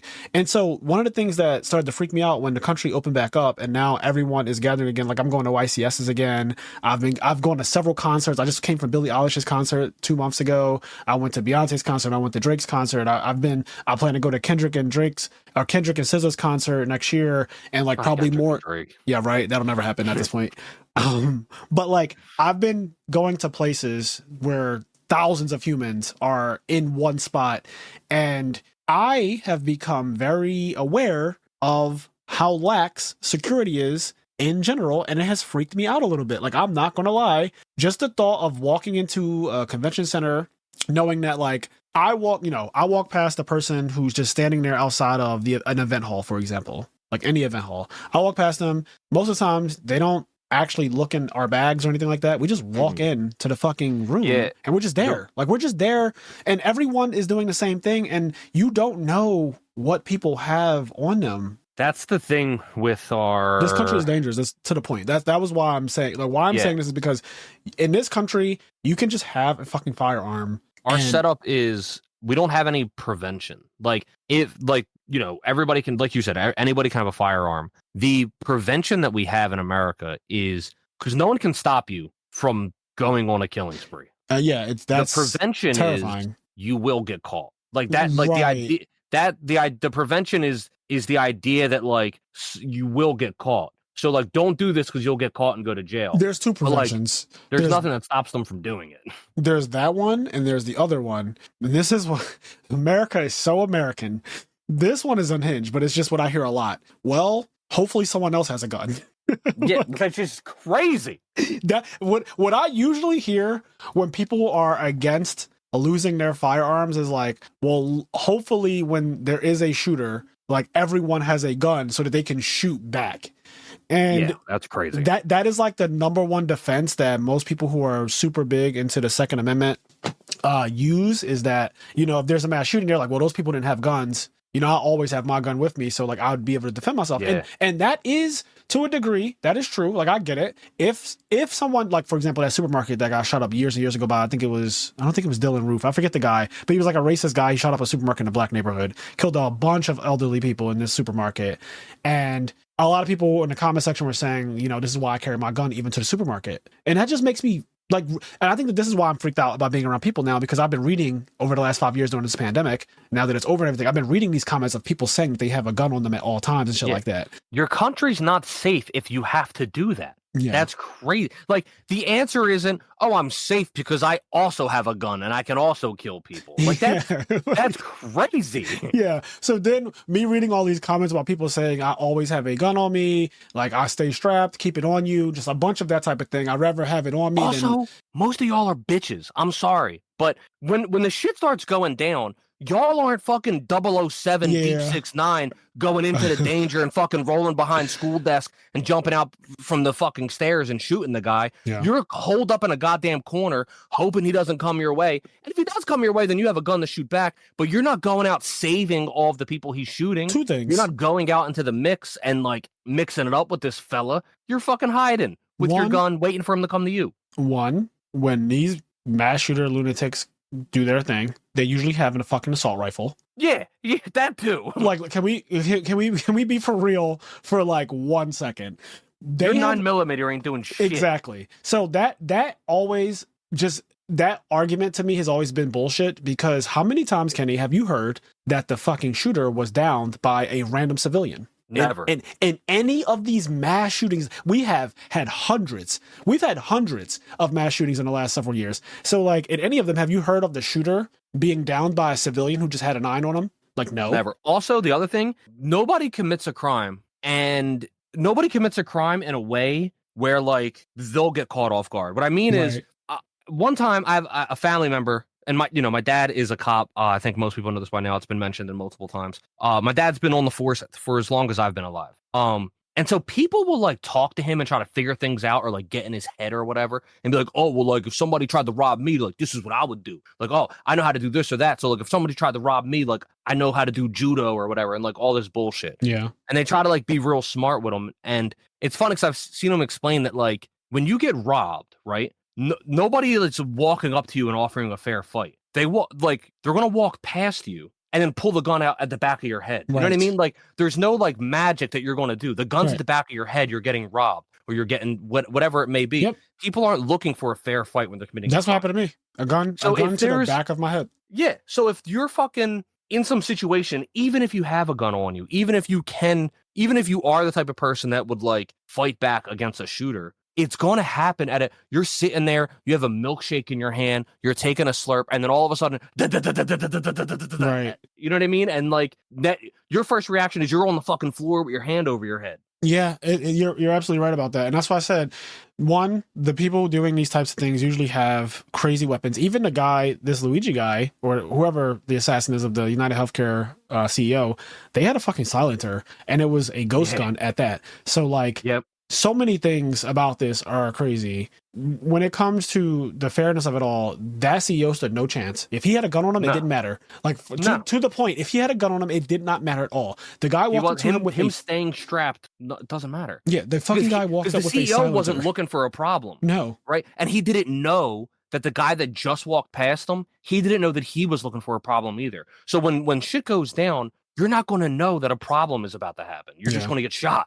Yeah, it's very unfortunate. And yeah, to your point, it's a very dangerous country we live in.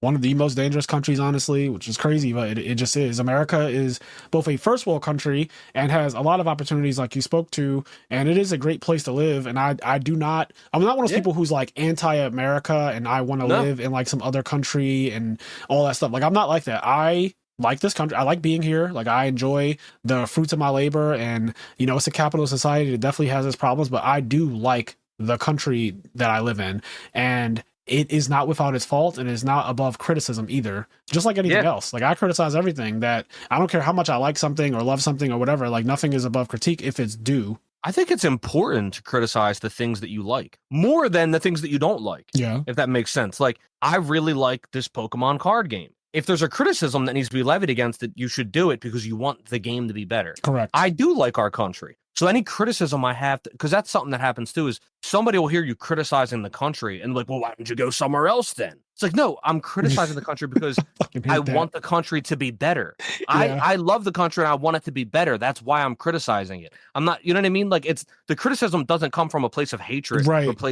It comes from a place of love. Yeah, like I want it to be better. I fucking live here. I'm not also, and me, Frazier Smith, like the person, I'm not going anywhere. Like, I'm not going anywhere. Like, all of that, go back to your country, go back to Africa, then just leave and all. I'm not going anywhere. My fucking ancestors have put in far too much equity into this fucking country. I'm staying my black ass right here. I'm going to be right here. I'm not going anywhere. Okay. So let's get that clear. All that like, oh, well, then leave if you don't like it. Like, no, you should be able to critique the place that you love and live in and things like that. Like, it, you know, we don't live in a fucking dictatorship where if you critique your government, you die. Like, this isn't North Korea or whatever. Is North, right? North Korea. Yeah, North Korea is the wild one. Yeah, you can't. Well, I guess South Korea is kind of wild right now too. But oh yeah, South Korea is. Cairo, with the week of Anaheim, Cairo messaged us at like 4 a.m. and was like, oh, so there's martial law happening right now in South Korea, that's where he lives. And my heart dropped because from what I understand, martial law is like tanks in the streets, fucking the military has been employed on regular civilians and shit like that. There's a curfew. So I'm like, are you serious? And I go on Instagram and it's everywhere. The martial law in South Korea. And it's the week that he's supposed to fly out the country to come to America. And so we were wondering, like, are you even going to be able to make it to America this week? But luckily things did work out. But like, in North Korea, you can't even speak against Kim Jong-un or the government at all. You will just die, and your whole family might die too. Yep. We don't live in that kind of country. We live in a country with the First Amendment, which doesn't give you freedom from consequences, which a lot of people think it does, but it does allow you to just say what you want, and your government cannot fucking assassinate you, at least blatantly, because you say what you want. Like, I can critique the president, right, for the last 4 years, or if I want to. Like, I can say whatever I want about Biden, and I won't just be hung for it, just blatantly. Like, I'm not going to be killed because I said that Biden fucking sucks or something. That's not going to happen. Yeah. But yeah, to the point, there's a lot going on, and people are happy about this guy doing this act of violence. And from what I understand, just reading history, every revolution starts with violence and usually ends with violence until a solution or the world has to be rebuilt. Because it got so bad that the regular people who outnumber the rich and the people in power, we outnumber them by so much, right? Like, just the regular guy, there's so many more of us than there are of them. And that's where that whole term, like, eat the rich comes from and things like that. And I see a lot of people quoting those sentiments, like, eat the rich. And this is what happens when people feel like they don't have enough to feed their families and they feel like they've been taken advantage of, they are losing their loved ones. This insurance company has the highest denial rate of any insurance company, and they're like record profits too on top of that. So this, of course, you can see how well they're doing, and they're doing phenomenal monetarily, financially. But then at the same time, we're suffering. Whoever has their insurance is suffering because they can barely get any of the money that they paid into. So it feels like a scam, and some people aren't here for it. So we spent over an hour now just talking about like the assumptions that have been made about this guy before any of this stuff that has come out. I want to talk about now, like, as of 12/10/2024. So there's like some facts about him, the one that they arrested. And again, this is still alleged because he hasn't been convicted of anything yet. We don't even know if this is the guy who actually did it or whatnot. But I'm just going to read off this thing I sent to Kenny earlier today. So he was born into a wealthy family, which is one of the biggest shocks that everyone on the internet, Twitter, Instagram, people were very surprised. This guy is uber rich. In fact, I don't know if this part is true, but they said that the guy, Luigi, is richer than the CEO that he killed. That sounds crazy. I mean, maybe it's true, but that sounds crazy. Right. So he has more, like, his family, because not him literally, but he comes from a family that blatantly has way more wealth. They were like, it's not even close. They said the CEO's money. They said if his family woke up with that CEO's money, they would kill themselves. Like, it's like the Chris Rock joke. It's like that. Like, if Oprah woke up with my money, she'd kill her. Like, Chris Rock tells that one joke. He's like, if Oprah woke up and she had my money, Oprah would jump out of a window. Like, she'd fucking off. So they are saying, like, he's super wealthy. He attended a $40,000 a year private school. So I went to Catholic school, but my tuition was only $6,000 a year.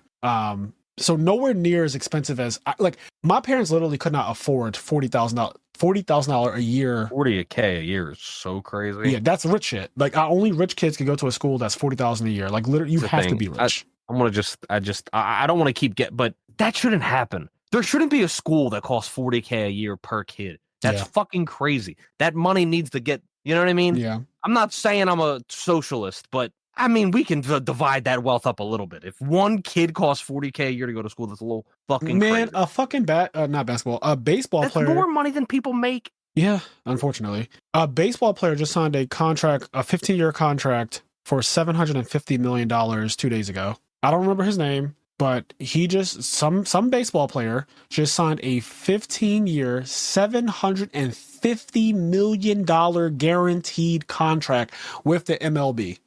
So just to talk, we on this podcast have talked about the distribution of wealth in this country being fucked for a long. This is one of the most common things that we talk about actually. And it's, know, I know this is the IMNerd podcast. Not every episode is obviously going to be all anime and video games. So sometimes we get deep like this, but I agree with you that like, yeah, a school being $40K a year is crazy because this isn't college, by the way. This is just his high school. Another fact about the guy, Luigi, he was also the valedictorian.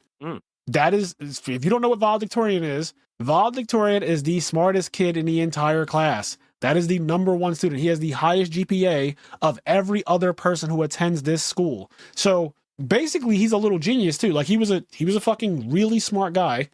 I can believe it. Yep. Then there's these other facts. So people were posting because, you know, we live in an era of social media. So obviously he had social media and he would comment, he would write reviews on like books and things like that and just leave comments under certain posts and make certain critiques about government and things like that. And he left this very long, elaborate review of a book that he read. And when I read his entire review, it took me like a solid 5 minutes to read. It was a pretty lengthy review that he left.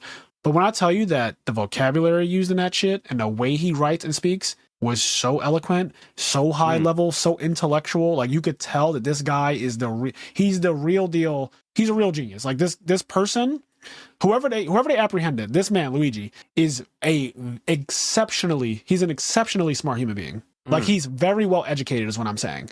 Now I'm not speaking to the part of him being the alleged killer and all that stuff, but in terms of just how educated he is, how intellectual he seems to be, the way he writes, because I've read a couple of his posts now. Like I've just been so interested in this whole thing that I've read a lot of his just like public things that he's written. Yeah. Just a very smart guy. I just want to put that out there too. He earned a bachelor's and a master's degree in computer science by the age of 26. Some people were giving him shit about that online, saying that like, oh, 26, that's a little late to be getting a master's degree and stuff like that. I'm not even going to deal with that. The next thing is that he has no criminal record, no behavioral red flags, clean slate. So he's just a person who has never had a run-in with the police ever. Not a DUI, not jaywalking. Like he has the same record that I have. I have nothing. Like clean slate, right? Like I've never committed a crime that has landed me. I've never been to jail. I've never done anything like that, right? So this guy, clean slate. It says sharp dressed, photogenic, a Chad, and active on social media. Vacations abroad, post polished photos, look like he's thriving. Lands internships and builds a resume that screams success. Spends free time exploring AI, mushrooms, and self-optimization trends. Writes a Goodreads review on Ted K. Sprinkles in quotations, safe edgy. Joins the professional world, follows the system's script perfectly. So they're saying that he is like the conventional rich white male. Like he went to a private school, comes from a lot of money, country club kid, like everything. He's super smart, just like well educated, well dressed, well groomed, not a scumbag. He doesn't have any like weird rape allegations of some girl in college or anything like that. Like nothing about this guy is like, oh, well, you can kind of see how maybe it will lead to this moment, right? Like there's nothing there. It goes on to say no signs of instability, just another rising star in the tech scene. Then it says he disappeared from his friends for 3 months, and then he kills the UnitedHealthcare CEO. So I've seen these stats separately in a bunch of different posts about him, like just people dissecting like who he was, including like classmates, stuff like that. Like, yeah, he was normal. Like nothing about him ever said that he was going to one day murder someone in cold blood or whatever. Yeah. So very interesting because this is not who people thought he was going to be. Again, to the original thing that we were talking about in the very beginning of this. a lot of people thought that he was going to be some guy, like a regular person who doesn't come from money, who maybe lost a relative because the insurance company denied their insurance claim, or maybe the relative was already lost and they tried to get the money for it, like life insurance, and they were denied that. And that's why he snapped and decided to do what he did. But in reality, this kid never won it for anything financially. Like, that was never, ever a part of his life. He cannot relate to any of us when it comes to healthcare in general. Like, the idea of insurance is kind of just a foreign concept to people of his stature because he's so well off. His family owns multiple country clubs that they bought in the 80s. They own a old folks home, multiple, I think, but at least one old folks home. Like, they actually have whole facilities and things like that. They own a bunch of other real estate, and they just have considerable assets overall that stem all the way back from like the 1970s and 80s. So generational wealth, uber rich. And like I said, there were people saying that he blatantly comes from a family that has more money than like the CEO of this company. And for people who don't know, CEOs make millions of dollars a year. So yeah, it's crazy. It's a lot. It's interesting. The whole disappear. I wonder where that information comes from that he disappeared for 3 months. Nobody, I guess, knew where he was for 3 months or whatever. It's going to be super interesting when like the full information comes out and we learn the whole timeline of everything that happened. And if we ever learn kind of if this is the guy, if we ever learn kind of what set him on that path, what ended up happening in what made him disappear, what ended up happening in those 3 months, what led to this. It's going to be, I think, enlightening to learn what all of that is. There's also just like some funny things. Like, I don't know if you heard about this, but you probably have. But like when they followed him, like they, like on footage or whatever, and they saw him go into like the park. Yeah. And then when he left the park, there was footage of him leaving the park. And when he went in, he had a backpack. And when he left, he didn't have a backpack. And so like they went in and they were like looking for the backpack to find it. They thought the murder weapon would be in the backpack. When they found the backpack, it was just like filled with Monopoly money. Yep. and this is why I found this entire case so interesting, because again, it seems like some V for Vendetta type shit. It seems like some Saul type shit. Yeah. I really don't know what to make of this. The conspiracy theories, there's so many of them, and some of them are so good. Mm-hmm. And again, I'm usually not even a conspiracy theorist kind of guy, but I love this case specifically. Like, it's such a high profile thing. This is way better than the submarine shit from last year. And yeah, I do want to see more when the facts come out. I'm so interested to see like where this is going, what actually happened, if this is even the person, if this Luigi person is actually the guy, because the internet just doesn't believe it. They're like, oh, his eyebrows are different, his nose bridge is different. They're coming up with any reason to say that like it's just not him. They do not believe that the person they actually have in handcuffs right now is the murderer. They think that they are two separate men, or they just found somebody and maybe they might be framing him or some other shit. But they do not believe, the internet does not believe that this is the guy at all. Yeah. Well, I'm gonna try to find. Let me see if I found it real quick. I think this is the. What do you found? Have? What? No, I wanted to show you. I think this is the thing. I think this is the TikTok where I just wanted to show it to you real quick. See if you think it looks like them. It's super weird, but like the mom's like super pissed, and Hey, Mumsy, how you doing? Go back. A lot of people DMing me, messaging me. You have to go back and change. It's not funny. Are you listening to me? This is not a funny situation. He looks just like him. Please listen to me. he looks just like him, right? What? You need to go home and change. The person that did the worst. Okay. To the entire country. To the entire country. I agree with you. However, there are two jackets in the back. Put one of them on. Take. I'm going to not go where you want to go. I'm not driving you. Put the jacket on in the back now. Take that jacket off. You know what? Take What do you have against the hoods? jacket off. What do you have against hoods? Jake? There is only one type of hood I don't like, and it's a white one. Jake. Otherwise, to the hood, I love a hooded shaft, if you will. Oh. Jake. So, okay. Yeah, that guy obviously plays for the same team as me. He's very funny. He's very, very funny, making light of the situation. But to your point earlier, he looks exactly like Luigi. Yeah, it's crazy. They could be related. That's how close. I wasn't expecting to look that much like him, but that was a good TikTok. Okay, so I want to read some of the manifesto to kind of like wrap this up and move on with our lives a little bit until more facts come out. So, okay. This is the manifesto that they found. Now, let's be clear. A couple things that also made me, let me turn my mic down a little bit. A couple things that made me very skeptical, and this is stuff that I read on Twitter and like whatever, and I tend to agree with it because it just seems so unrealistic. So this is the same guy that committed this assassination that was clearly planned out and well planned out, because he was able to just walk into Central Park and get away without ever being apprehended and leaving the bag behind with Monopoly money as like a aha moment, right? And flee New York completely because they found him in Pennsylvania in a McDonald's of all places. But seems to be a well-orchestrated crime by somebody who knew exactly what they were doing. And then all of a sudden, he gets found on Monday, I think it was, in a McDonald's by just a random employee who ID'd him. A guy that, and this entire country, like we only saw the photo of a person with a mask on and like, you know, maybe some bushy brows. Yeah. Like it just seems ridiculous that if I was a McDonald's employee, first of all, McDonald's employees obviously don't make very much money. So I imagine that most of them are just like, I don't give a fuck about any of that. Like I'm trying to figure out how to feed my family and feed myself. And then, like, I just don't see, this story is very unbelievable. The whole, like, a McDonald's employee spotted him and called the police. And like, it just sounds crazy. It sounds fake as fuck, especially because I saw the same pictures that the McDonald's employee would have had to have seen, which is a masked man. Now, granted, there are pictures of him like smiling with like the mask kind of off because he was flirting with a girl, they said, or whatever. But again, I just don't believe that with that, you're just like, oh yeah, I found the fucking killer and I'm calling the police. So anyway, here's the manifesto, or part of it anyway. I'm not going to read the whole thing.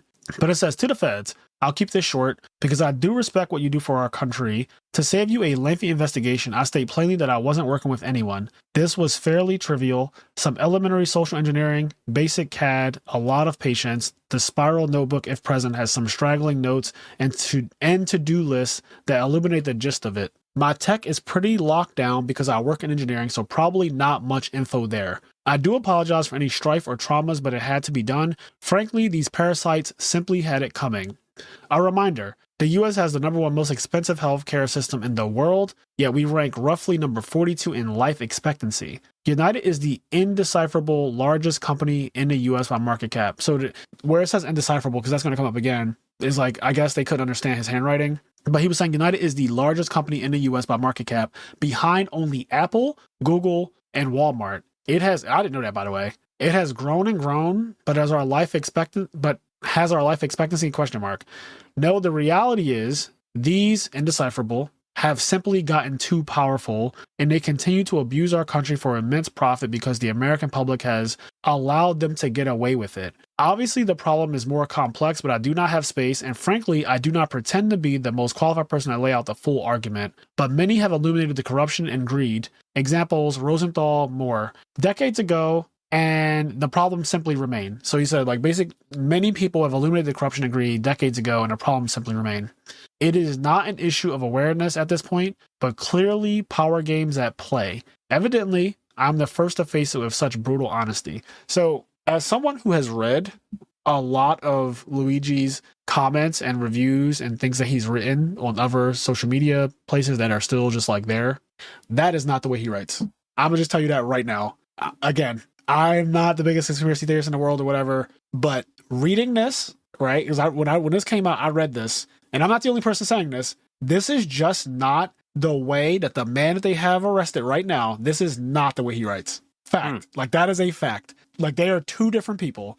So I don't know. Like, it could come out that, you know, they convict this man who they have, this Luigi guy, they could convict him for this murder, and it could be that he actually do this. This manifesto shit right here, though, I'm calling cap on this specifically. I also think it's wild that, like, he happened to be found in a McDonald's with this. And I think they said the murder weapon too, the ghost gun. I think they found the ghost gun and this on him or something like that. This specifically is the most sketchy thing to me, is the way this is written. To the feds, I'll keep this short because I do respect what you do for our country. To save you a lengthy investigation, all like this is no, it just does not. It does not read like. I almost want to find a review, like one of them anyway, that he left on a book to see, like, so you can see how different his vocabulary is when he just writes about anything else. Like, it's not even close to this. So I don't know. I could be tinfoil hatting it right now, but I do have my skepticisms about it. This is the most interesting thing that has happened in this country in a very long time. It is weird that, like, I don't know why you would still have the gun and stuff on you in a McDonald's, but yeah, that's weird. Yeah. And like I said, he's an extremely smart person. He's well educated. Even the murder itself was done in a way where, well, first of all, he didn't get caught. Like, he did not get caught. For days have passed, right? Like, it's been several days now since the CEO was murdered, and he did it with a silencer and just like, it's on camera. I actually saw the video of him doing it. Like, you could just see him reloading the shit and everything and shooting the guy over and over. Yeah, people thought he was like Black Ops. People thought, because like the way he reloaded the gun and the way he used it and like all this other stuff, people thought he was a trained assassin. That was the original narrative too. Like, oh shit, that was a hit. Somebody put a hit out on the CEO. Which, and to be fair, which is crazy, right? Maybe somebody did. It could still be true that it was correct. A hit. Exactly. It could have, because like, I don't know. I know nothing about the situation. I'm just like having fun and talking about random stuff. Same. But if it's true that the guy disappears for 3 months, right? You don't know who he's, just like how we were talking about earlier, how like big the internet is. You don't know who he ends up getting in touch with on the internet, and who ends up illuminating ideas to him and talking to him and like putting ideas in his head, if it goes that way. And then like, he gets recruited into like something, and then blah, blah, bang, bang, boom. And then like they do, this happens. I don't know. That sounds more like the plot of a movie, but Yeah, no, I actually agree that it could very well be that this was a hit regardless. The CIA is involved. This guy is going to take the fall for it, but not actually. Like, he'll be in powder puffs and then he'll be freed silently because nobody knows him. He's a random fucking person, really.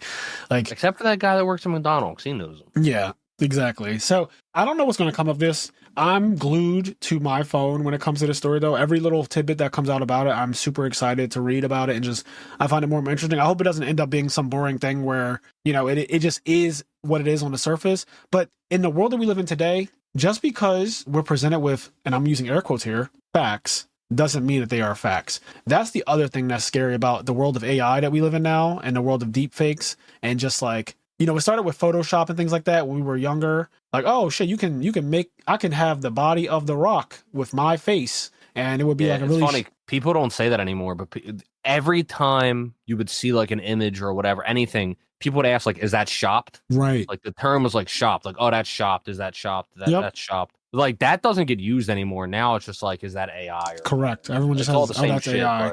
It is the same thing, and it's what it is though is way more convincing to the point where you can be looking at an image and not tell. I got freaked out a couple weeks ago. I was looking at something on social media, and they said that none of the people existed in the photo I was looking at, and I was I remember you telling me about that. You were talking about that. Yeah, it freaked me the fuck out because they all looked like people, but none of them were real. And so they were just like soulless humans. Yeah. Like just soulless fucking created, made up humans. And that did not sit well with me. Like it became very unnerving the longer I stared at it and realized that these people never actually existed, but they just look like humans.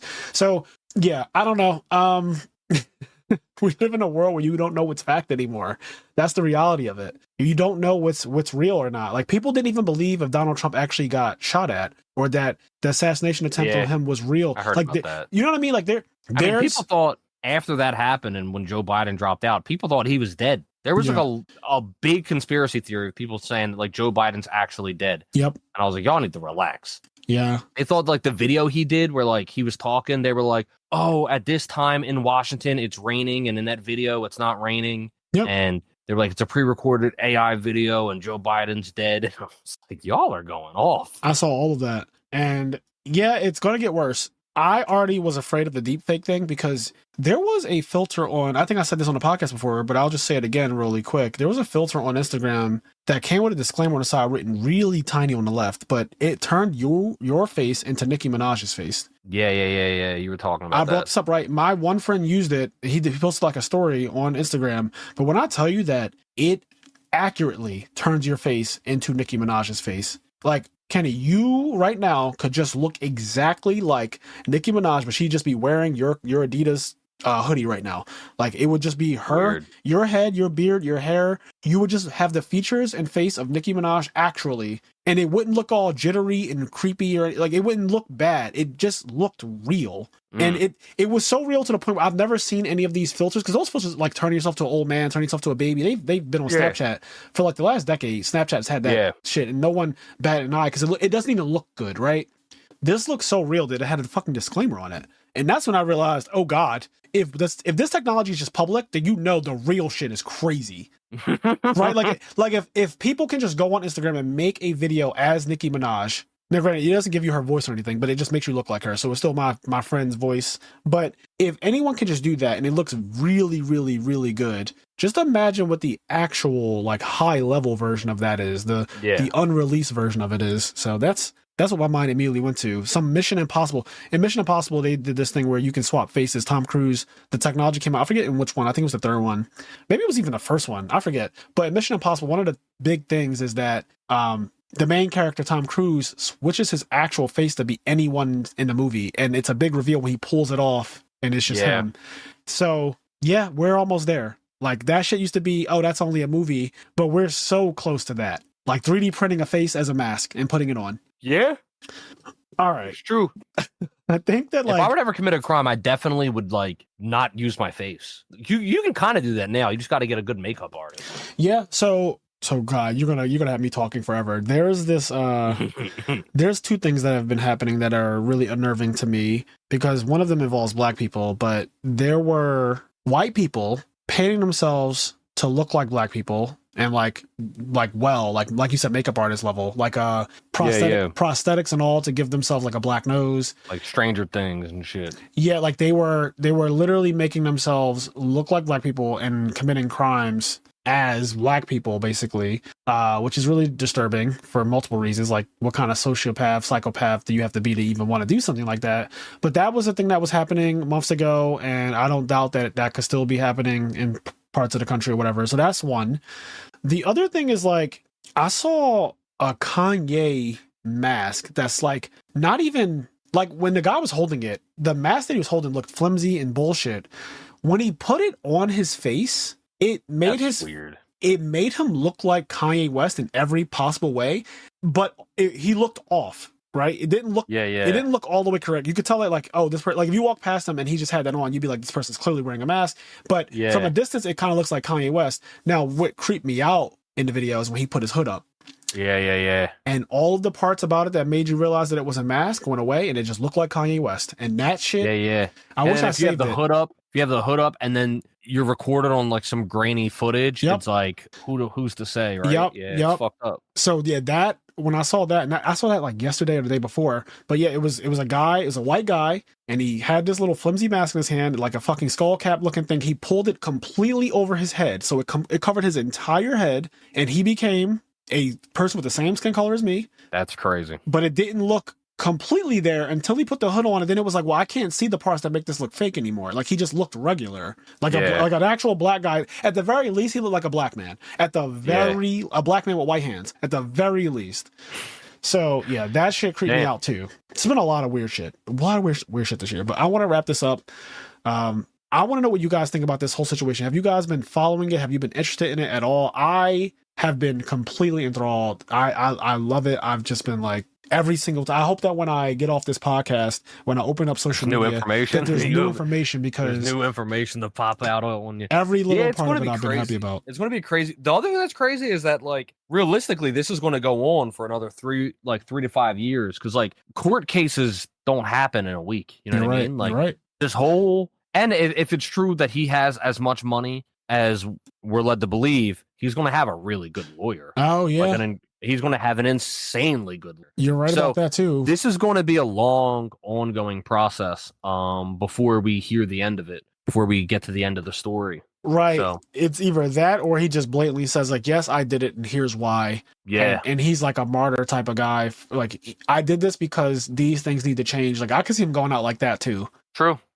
You know, if the manifesto is to be believed at all. But we'll see what happens. I'm going to be glued to it.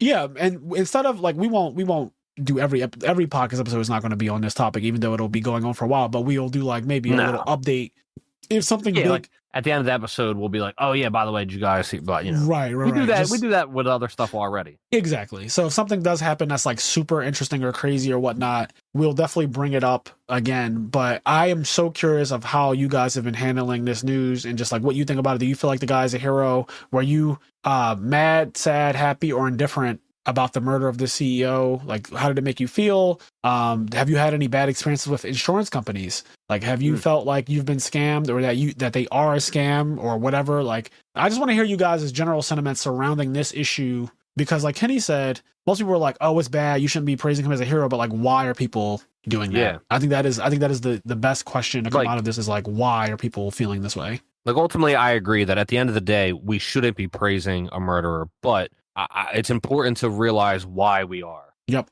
All right. So with that being said, thank you guys so much for supporting us on our Patreon at the party member and higher tier. I want to give a shout out to everybody in those tiers. So we have Tag Out Chain Evenly, Leon, I love drinking whole milk straight out the jug, Xavier Swift, This Ain't God, This is Stanley Earl, Tier 0 Mike, Making Shirts in China.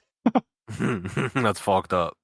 That's Dominique Roberts, our mod. As a shout out to our Patreon exclusive episode, if you want to know about the horrible and also amazing shirt story. Yeah. Then we have Ari Reynolds, First to Home, Hydro Pump, Vincenzo, Dallas Bailey. By the way, Vincenzo, are you like, because I never noticed this. I don't know when this name became Vincenzo, because it wasn't always. But are you actually Chetty, like Chetty from Red Cap and from Galaxy Video, or is this just a different person? Chetty. Yeah, because I wonder, like, his name is actually Vincenzo, so I'm just wondering if that's him. Dallas Bailey, KJ, The Flow with Doc and Ziggy, S. Barrow, Sarah Maria, Alex Ahern, FT Campa, Kyle Patelho, I'll let you suckle my titties, Sugal, Vicky Venomon, Elijah Barfall, Tyler Tadeo, Volvina Mega Monarch, Peacock, D Enraged of the Edison Club, love that name, Janitor 215, we have Joshua Carroll, Eric Chai, Brian Moore, Behind the Duel, this podcast with Ty and Justin, Mike and John, and then we have... Before I get to reading this, I just want to say, if that is Chetty, I just want to say I still have the videos on YouTube favorited of when it was like he was wearing the V for Vendetta mask and he was just like doing wrestling promos about boxing Claude and Clark Park or whatever. Yeah, with the voice. Bro, I still have those favorited on YouTube. I just want to say, shout out to those videos. That shit made me laugh so hard. Anyway, back to reading these Patreon names. We have Tim Bailey's Glazed Smooth Butt, Got an Email. We have Toto's Curse Technique, but it's only back shots. Frozen Go Dojo, B-Dog23, My Body is a Machine That Turns Doing What Makes You Happy into Being Gay, Good at Yu-Gi-Oh! Phil, Impoister, Romeo Schneider of Team Hugh, Tyler Frasher, Daniel Anderson, Deroa, Chicken Toast to Strudel, Jordan Eastman, Robert Light, Kazi95, Clanger, Pavinci, Travis Lurs, Harsh Kumar, HT19, Gregory Calmaring, Juan Ambry, Limp Bizkit Jigsaw, Mike and John, Blue Fluff, Kyle Crudeau, Froggo, Anthony Japov, Michael Zhang, and Konjik. Again, thank you guys so much for your support. Don't forget, this weekend, December 14th, we do have Format Libraries Edison World Championship, which I will be streaming. IMNerd is the official streamer for that event. So come by the YouTube channel, subscribe if you're not. I imagine that if you're listening to this, you are a subscriber already. But come by, hang out with me. Let's talk about everything that's happened this year. Let's just chill, relax, watch some good Yu-Gi-Oh!, some Worlds level Yu-Gi-Oh! And I'll be doing commentary on Hinge and all that good stuff. Also, the week after, the IMNerd Winners Ball. For people who have won a tournament this year, you have an invite to this free-to-play tournament and $200 prize pool for those people. December 21st, that will be held. And then we'll be going right into 4 days later is Christmas, and then 7 days later New Year's and all that. So, oh my God. Yeah, guys, it's been a great year. Thank you so much for everything. Yeah. A lot of growth. We've experienced a lot of growth. We're almost at our goal of 6,500 subscribers, which is when that giveaway. I actually imagine, here's what's going to happen, because we're at 6,474 as I speak. So we're going to be at 6,500 before Saturday when I'm streaming Format Libraries Worlds. If not actually on Saturday, it'll be officially happening then. So I might as well do the giveaway on stream that day. Like at the end of that tournament, I'll just do the giveaway for the Appaloosa mat, which again, the Appaloosa mat is over $100. It's like a minimum of $100 or more. So I'll be doing. Right. Don't forget to get in there. Pure Cure, Pure Music. Yep. Pure Yu-Gi-Oh! Don't forget to get in there, my man. Yeah, absolutely. So definitely come by. Don't forget to enter the giveaway. You need to watch the video that. I'm in the thumbnail, I'm holding up an Appaloosa mat, and it's me opening up a box of the Bonanza set. Like, the thumbnail has a big box, the big Bonanza thing, and it says giveaway in the description. Like, everything that tells you it's a giveaway is there. Just look at our recent videos, and you will find it very quickly. If you have not entered already, 1 entry per person, please. Be courteous, guys. But yeah, good luck to everybody entering, and I will do that live. And as I always say, do the things that make you happy, including being absolutely intrigued by the assassination of a CEO and this entire case. Luigi wins. We'll catch you in the next one, guys. Peace.